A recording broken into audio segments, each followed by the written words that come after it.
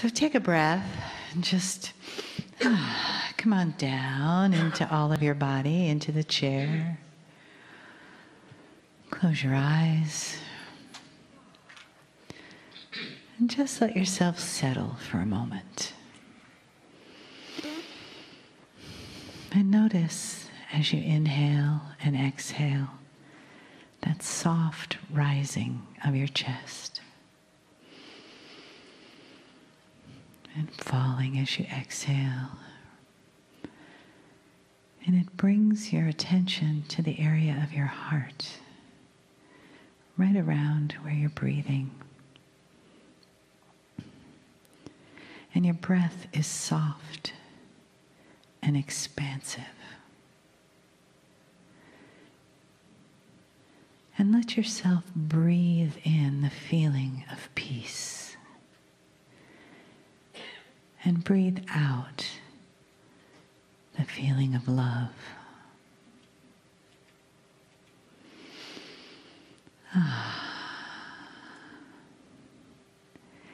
And how that just permeates your whole being, because your breath is alive. And that peace is alive inside of you. And love is alive inside of you. And it fills the room as we each inhale and exhale. And that invisible love, that invisible peace is palpable. It surrounds us. It entangles us in a field, something that we share, something that Kryon shares with us and the entourage as they bring in the love.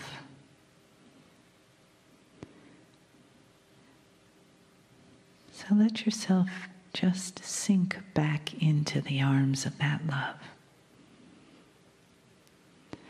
And as you receive the message from Kryon, feel the energy of the message that underlies the words, and let it become a part of your breathing in and breathing out.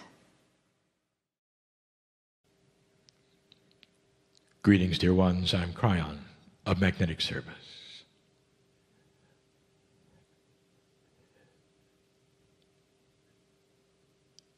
So many times we've said this before.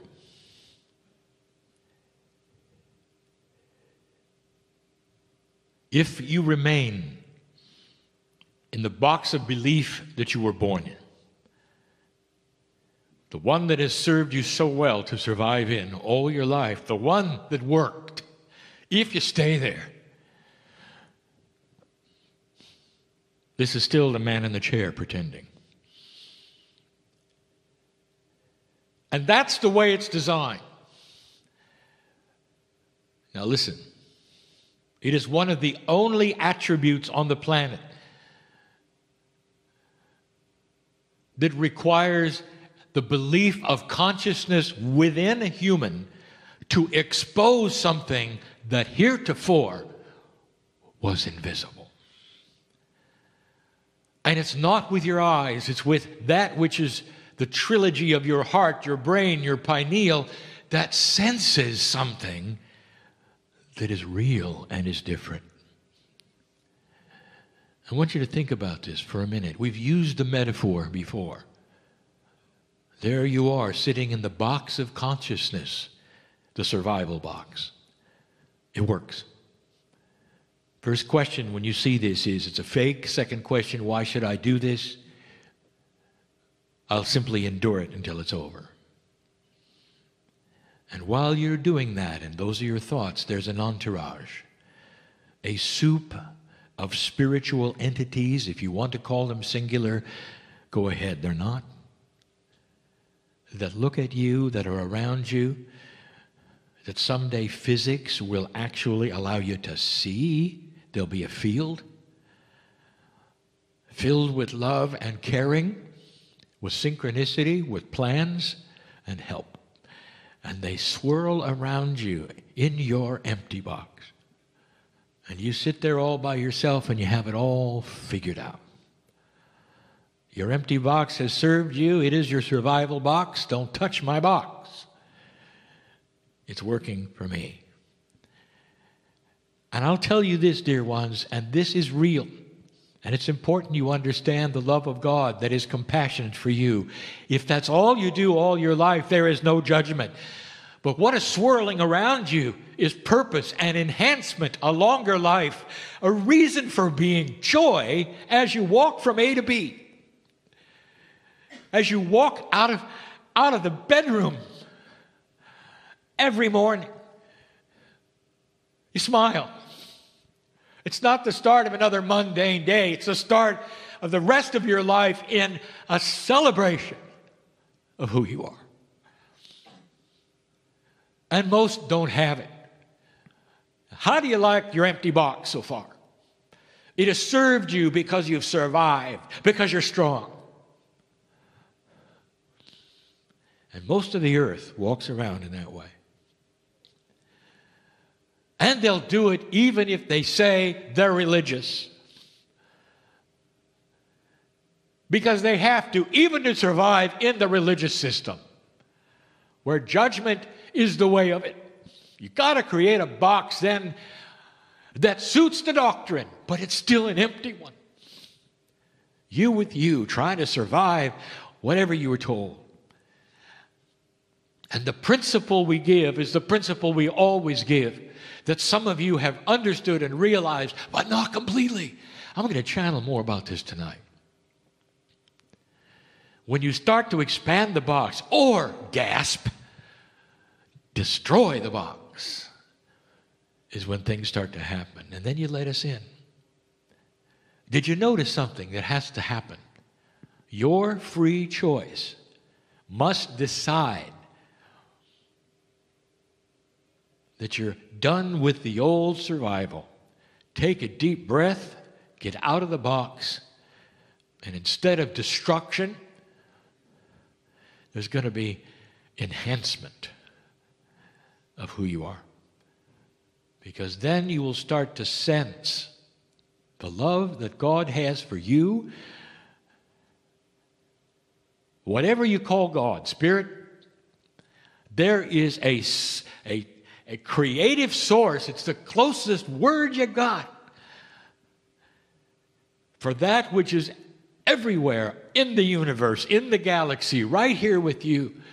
It's so big, and yet it knows your name.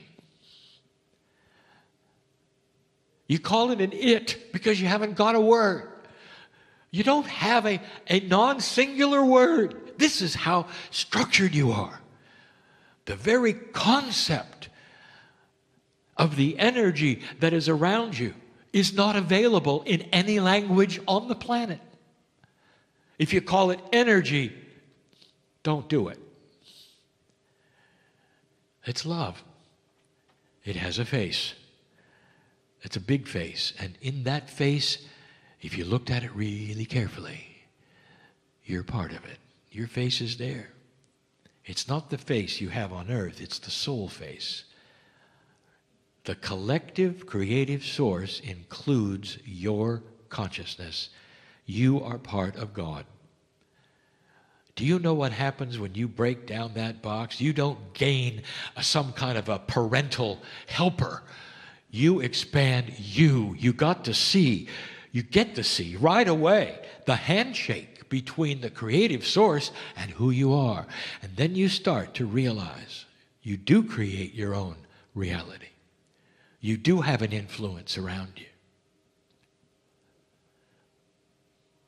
There have been detractors and those intellectuals who will say, it's ridiculous to think that every single human on earth could create their own reality.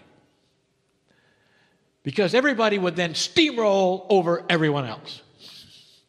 And this is where we come in and say, this is your three-dimensional perception of what we're talking about. Again, steamroll.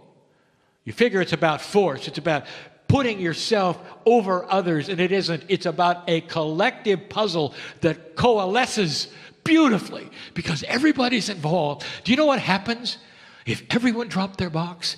And the answer would be peace on earth. You fit into a bigger puzzle. You don't steamroll over anyone. You wait for things to happen around you that are purposeful and beautiful and fit into a plan. And you can't see it immediately. It might even be frightening or scary or sorrowful. Until then you realize, oh my goodness, oh my. I see where it's going. I never knew how good it would be. Thank you, God. Thank you, Spirit. We know you, where you've been, what you've done. There's an entourage waiting always to be invited in. And when you're in a place to make that invitation, stand by. You're going to meet yourself. You're not going to meet a parent in the sky. This is different. Tonight I'm going to give you a channeling that shows you some things in the way humanity has gone that perhaps you didn't think of before. I'm going to call it listening to the voice of Spirit. How we speak to humanity and how you listen. These things are changing. It is the reason I am here. Now I'm going to close now. And here's the question. As you sit there, listening in your home or in this room, as you sit there, be honest. What do you think? Real? Well, not real. If you crossed your arms and said, show me, you're still in your box. If instead you have opened the box and said, dear Spirit, show me what it is I need to know, I am willing to step out of it,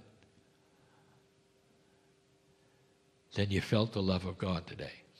You know there's something there. Where are you? Are you in the empty box? How you doing? Are you surviving just fine? Or is there more? And I'm here to tell you, this is real. And many of you feel this. My partner has stepped aside completely. He is not speaking these words. He does not know what is going to happen when he sits down. He has not got a planned message. He has no idea. All he feels is the love. We put him into a very, very beautiful place. How real is this to you? Could it be that everything you're hearing right now is from a very loving place that knows your name and cares for you and is inviting you to be more part of this new energy and get going, light worker, old soul. You've been here a long time and you know it. This is not the first time around for you, any of you. You think it's an accident you were born at this time or who you are? Or what you might be able to do just by showing your gentleness and kindness to others? Not by giving them a Kryon book. By becoming the master that you are and how you behave and treat others. That's mastery. It changes the planet, believe me. And the ones who will see it first are your kids. And then they will start emulating. Long after you're gone, they will emulate you, and you will live on in them because of it. Think of this. I'll be back. And so it is.